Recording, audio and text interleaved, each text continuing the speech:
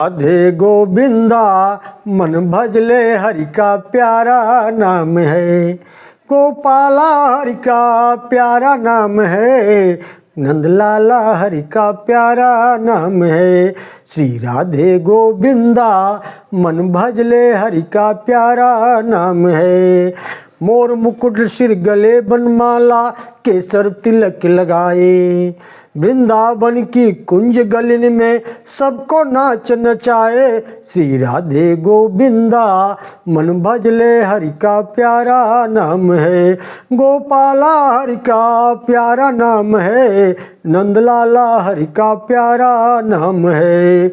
यमुना किनारे धेनु चरावे माधव मदन मुरारी। माधव मदन मुरारी हो रामा माधव मदन मुरारी। मधुर मुरलिया यदि बजावे हर ले सुध बुध सारी। गोपाला हरि का प्यारा नाम है। श्री राधे गोविंदा मन भजले हरि का प्यारा नाम है। गोपाला हरि का प्यारा नाम है। नंदलाला हरि का प्यारा नाम है। गिरधर नागर कहती मीरा सुर को श्यामल भाया। गिरधर नागर कहती मीरा सुर को श्यामल भाया। तुकाराम और नामदेव ने विट्ठल विट्ठल गाया। नंदलाला हरि का प्यारा नाम है। श्री राधे गोविंदा मन भजले हरि का प्यारा नाम है। गोपाला हरि का प्यारा नाम है। नंदलाला हरि का प्यारा नाम है। आराधन कर राधे राधे कान्हा भागे आए। राधा शक्ति बिना न कोई श्यामल दर्शन पाए। राधा शक्ति बिना न कोई श्यामल दर्शन पाए। आराधन कर राधे राधे कान्हा भागे आए। नंदलाला हरि का प्यारा नाम है। श्री राधे गोविंदा बन भजले हरि का प्यारा नाम है। सुमिरन का रस जिसको आया वो ही जाने मन में। सुमिरन का रस जिसने पाया वो ही जाने मन में। निराकार साकार होता है भक्तों के आंगन में। नंदलाला हरि का प्यारा नाम है।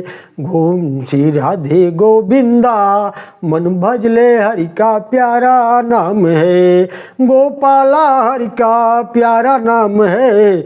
नंदलाला हरि का प्यारा नाम है। नरसिंह ने करताल बजाकर सांवरिया को रिझाया। सबरी ने अपने हाथों से प्रभु को बेर खिलाया। सबरी ने अपने हाथों से प्रभु को बेर खिलाया। गोपाला हरि का प्यारा नाम है। श्री राधे गोविंदा मन भजले हरि का प्यारा नाम है। गोपाला हरि का प्यारा नाम है। नंदलाला हरि का प्यारा नाम है। नाम कन्हैया भवसागर से सबको पार लगाए। नाम कन्हैया भवसागर से सबको पार लगाए। नाम से देखो गणिका तर गई तोता घर में पढ़ाए। गोपाला हरि का प्यारा नाम है। श्री राधे गोविंदा मन भजले हरि का प्यारा नाम है। गोपाला हरि का प्यारा नाम है। नंदलाला हरि का प्यारा नाम है। श्री राधे गोविंदा मन भजले हरि का प्यारा नाम है। नमो भगवते वासुदेवाय। नमो दिव्य महादिव्य शिवाय सत्यम नमः। नमः प्रकृते भद्राय निता प्रणता स्मृताम। सज्जनों, आप देख रहे हैं हमारे अनंत पत्र न्यूज चैनल पर श्री मद्देवी भागवत महापुराण की कथा। अब यहाँ पे कलयुग का वर्णन की कथा आती है। आइए चलते हैं सीधा कथा की तरफ। 5000 वर्षों तक यही तीनों देवियाँ इस पृथ्वी पर रहने के बाद भगवान की इच्छा से अपने धाम को चली जाएंगी। इसके साथ ही साधु सदगृहस्थ सदग्रंथ श्राद्ध तर्पण कर्म पूजा आदि भी भारत से लुप्त होने लगेंगे। घोर ये कलयुग आने लगेगा। नारद जी कहते हैं, प्रभु घोर कलयुग आने पर भारत की क्या दशा हो जाएगी। भगवान कहते हैं, नारद जी प्रायः सभी लोग मदिरा और मांस का सेवन करने लगेंगे। परस्पर मित्रता का अभाव हो जाएगा। केवल व्यावसायिक दृष्टि ही मित्रता होगी। जातिगत भेद समाप्त हो जाएंगे। कोई भी पुरुष किसी भी वर्ण की कन्या से विवाह कर लेगा। परिवार स्त्री प्रधान हो जाएंगे। पति पत्नी के अनुशासन में रहेंगे और जो घर की स्त्रियां होंगी वह चरित्रहीन हो जाएंगी। माता पिता भाई से संबंध विच्छेद हो जाएंगे। ब्राह्मण क्षत्रिय वैश्य शूद्र अपनी जाति के आचार व्यवहार व्यापार आदि का परित्याग कर देंगे।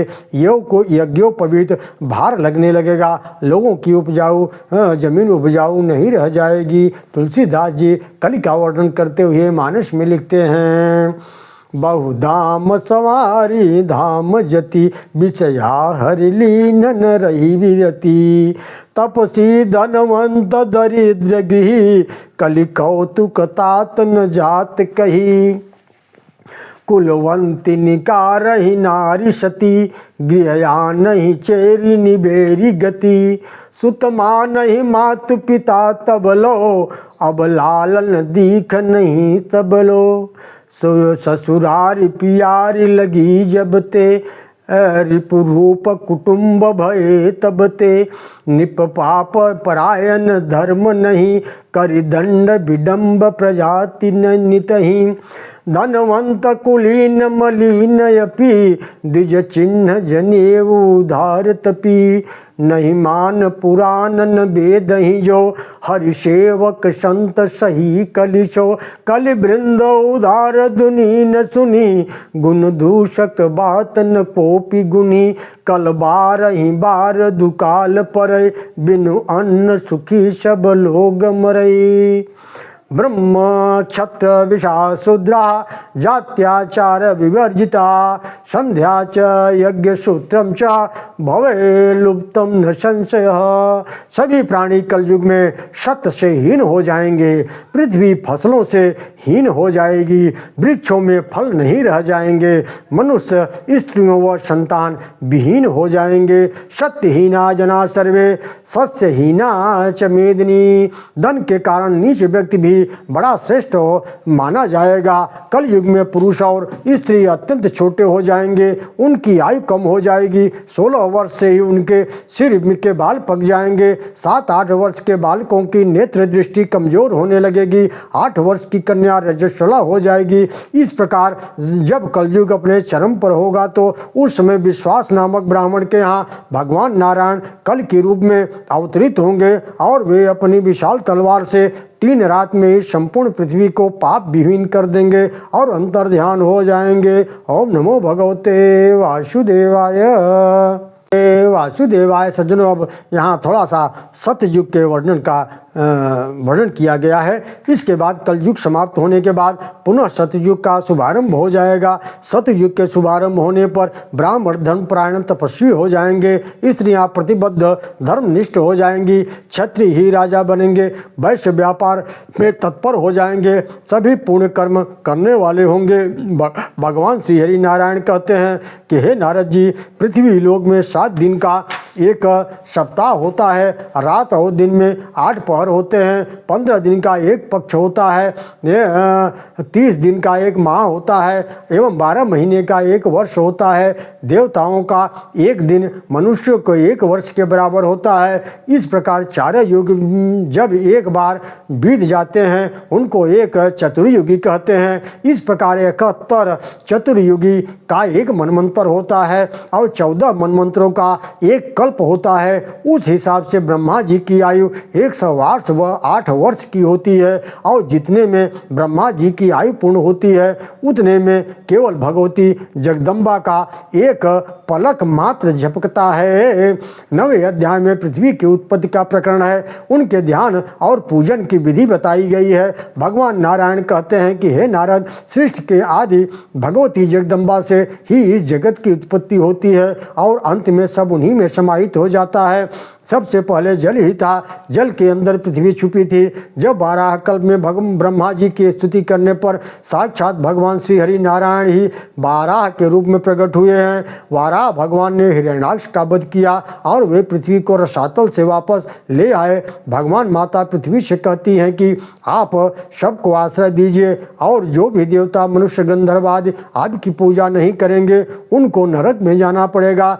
तब माता पृथ्वी कहती हैं, हे प्रभु, आपकी आज्ञा से मैं वाराही रूप में इस विश्व को धारण करूंगी, किंतु आप मेरी बात सुन लीजिए कि मैं मोती, सीप, शालिग्राम, शिला, शिवलिंग, पार्वती विग्रह, शंख, यंत्र, माणिक, हीरा, यज्ञोपवीत, पुष्प, पुस्तक, तुलसी दल, जपमाला, पुष्पमाला, कपूर, सोना, गोरोचन, चंदन और शालिग्राम, इन वस्तुओं का भार सहन करने में मैं असमर्थ हो जाऊंगी। इससे मुझे बहुत कष्ट होता है।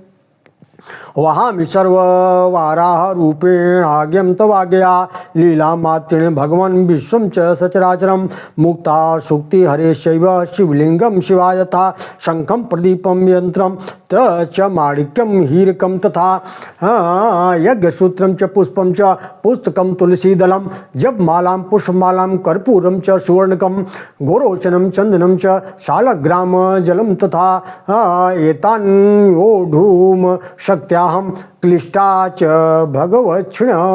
भगवान श्री हरि नारायण कहते हैं, हे देवी पृथ्वी, जो भी मूर्ख आपके ऊपर ये सब वस्तुएं रखेंगे वे कालसूत्र नामक नरक में दिव्य 100 वर्षों तक निवास करेंगे। भगवान ये कहकर शांत हो गए तो उसी समय भगवती पृथ्वी गर्भवती हो गई, जो उनके गर्भ में मंगल का प्राकट हुआ। नारद जी ने पूछा, भगवती पृथ्वी का स्तमन किस प्रकार करना चाहिए? भगवान नारद प्रभु से पूछते हैं कि पृथ्वी का पूजन किस प्रकार करना चाहिए। भगवान नारायण कहते हैं, सर्वप्रथम वाराह भगवान ने भगवती पृथ्वी की पूजा की, उसी के बाद ब्रह्मा जी द्वारा पृथ्वी की पूजा की गई। इसके पश्चात सब उनकी पूजा करने लगे।